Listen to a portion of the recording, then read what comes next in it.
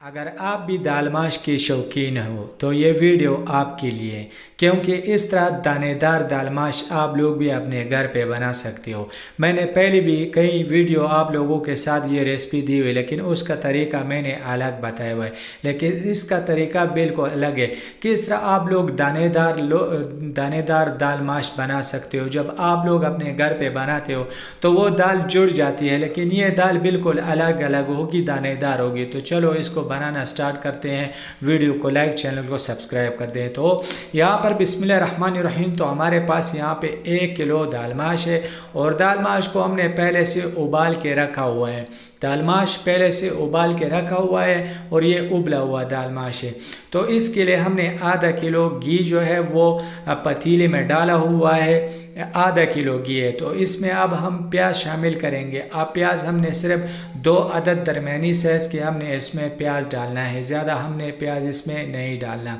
अब इस प्याज को हमने थोड़ा सा पकाना है, फिर इसमें हमने लहसुन अदरक का पेस्ट शामिल करना है। तो आप देख सकते हो अब हमने इसमें लहसुन अदरक का पेस्ट शामिल करना है। तो 2 चम्मच हमने लहसुन अदरक का पेस्ट इसमें शामिल किया और इसको आप ब्राउन करेंगे। तो बहुत ही ज़बरदस्त तरीका है, आप लोग ज़रूर इसको ट्राई कर दें। तो अब हम इसको ब्राउन करना है।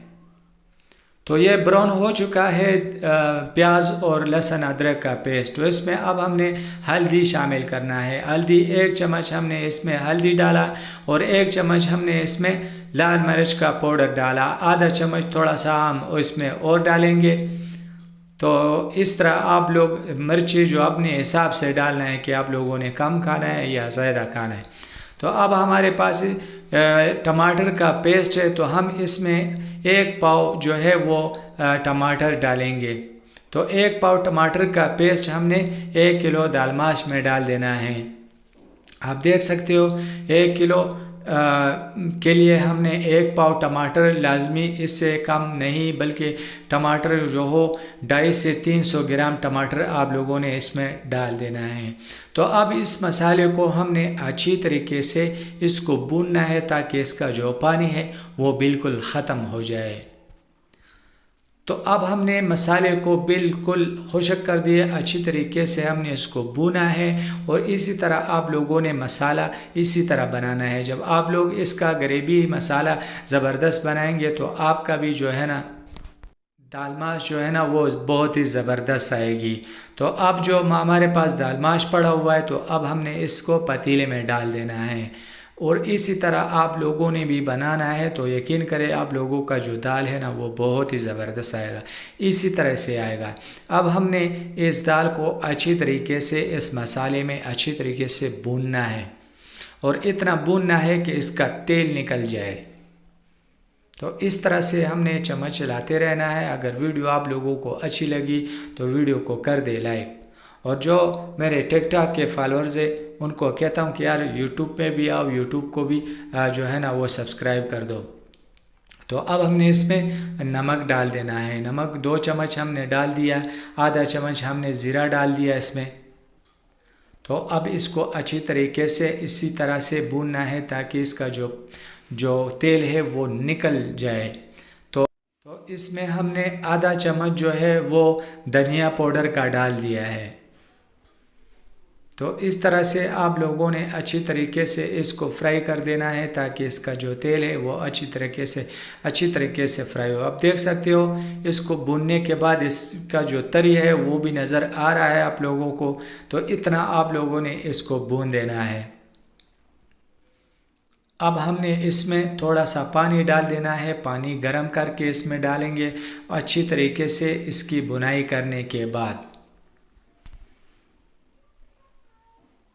तो इस तरह से बुनाई जब होगी अच्छी तरीके से, तो अब इसमें हमने पानी गरम डाल देना है। थोड़ा सा हमने इसमें पानी हमने लगा देना है, लेकिन पानी हो गरम।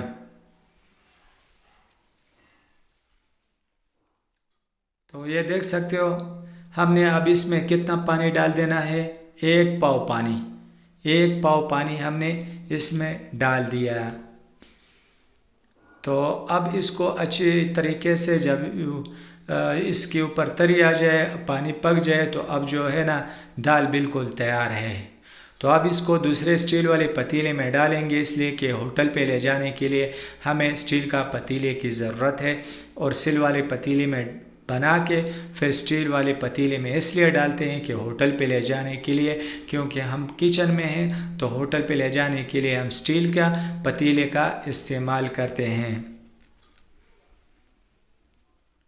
तो इसको अभी हल्की आंच पर रखेंगे, नीचे से आग कम करेंगे, तो ये देख सकते हो माशाल्लाह कितना प्यारा जो है ना वो दाल माश तैयार हो गया है। और आप लोग भी अपने घर पे ट्राई करें तो वही रेस्टोरेंट का जायका, होटल का जायका आप अपने घर पे बनाएं। और अब कोई भी रेसिपी जो है वो मुश्किल नहीं है, मैंने सारे आसान कर दिए। कोई भी मेरी वीडियो देखे तो वो एक नए तरीके से, अलग तरीके से होगी। वो देख सकते हो दाल माश बिल्कुल जुड़ेगा नहीं और दानेदार माश आएगा। इसी तरह से आप लोगों ने भी घर पे ज़रूर ट्राई करना है। और इसी तरह से आप लोगों का भी जो दाल माश है वो जो है ना जुड़ेगा आपस में नहीं, और बिल्कुल जो दाल माश है वो बिल्कुल दानेदार आएगा और बिल्कुल पका होगा। तो ज़रूर इसको ट्राई करें, इस रेसिपी को, दाल माश को, और फिर हमें कमेंट्स में बताएं कि आप लोगों की दाल माश किस तरह बनी है। ज़रूर आप लोगों ने इसको ट्राई करना है और ज़रूर हमें बताना है।